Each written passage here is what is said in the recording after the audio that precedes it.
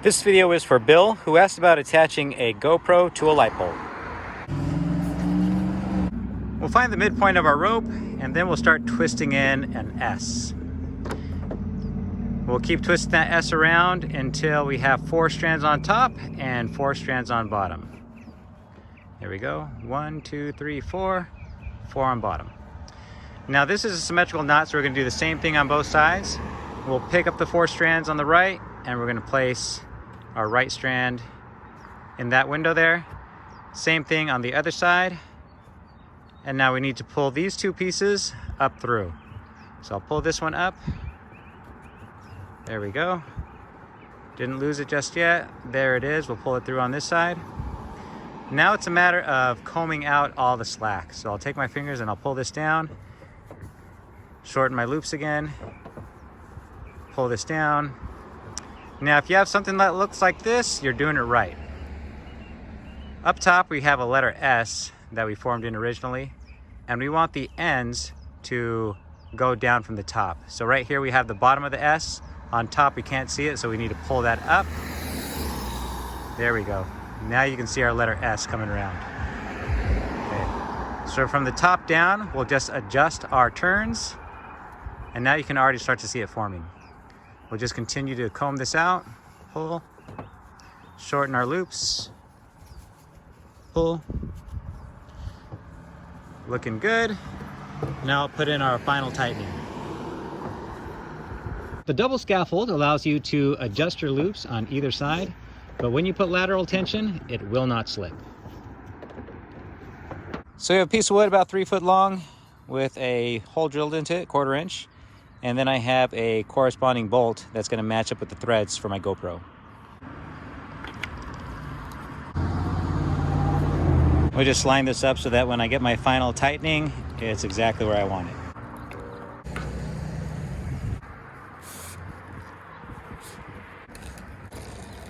Now part of his request is that he still needed to be able to see the back of the GoPro, so we couldn't tie it directly to the pole. This is about as simple as you can get. If you're worried about the wind bouncing this around, you could pull this down with another line down below and then just adjust the angle of your camera.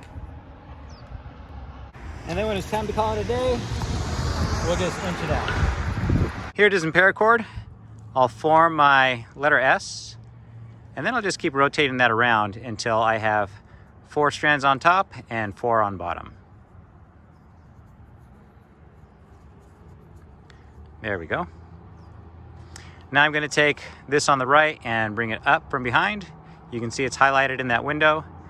The one on the left is going to be highlighted down below. And then I'll just push this through, pulling out that loop. It's not as symmetrical, so we'll do the same thing on the other side. There we go. Okay. Now we're going to start pulling all the slack out and then pulling our loops back. Same thing, we're just going to keep pulling the slack out. Now if you have something that looks like this, kind of looks like a mess, you're doing it right. We just want to make sure that this S that we started pinching in, it rolls down from the top. So if I follow this top part of the S, let's follow it around, it stays on the outside, and it starts to go downwards, good.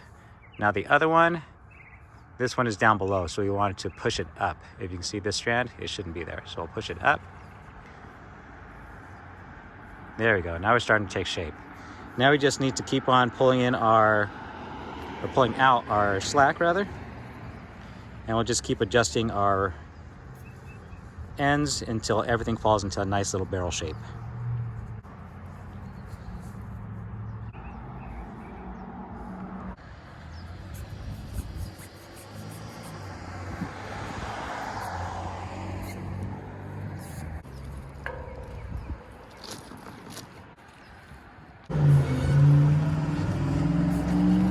Paracord actually works really well.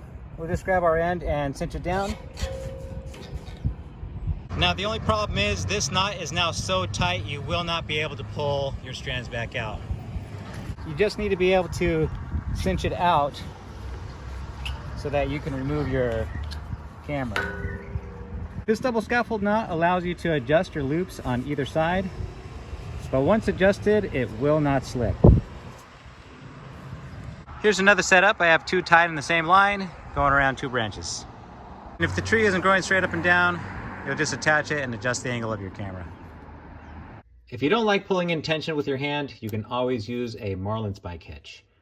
Roll it once, roll it twice, poke in and out, and now you have a handle that you can pull all the tension you want without digging into your hand. You can support my channel by picking one up at my shop. I'll even send you a sticker.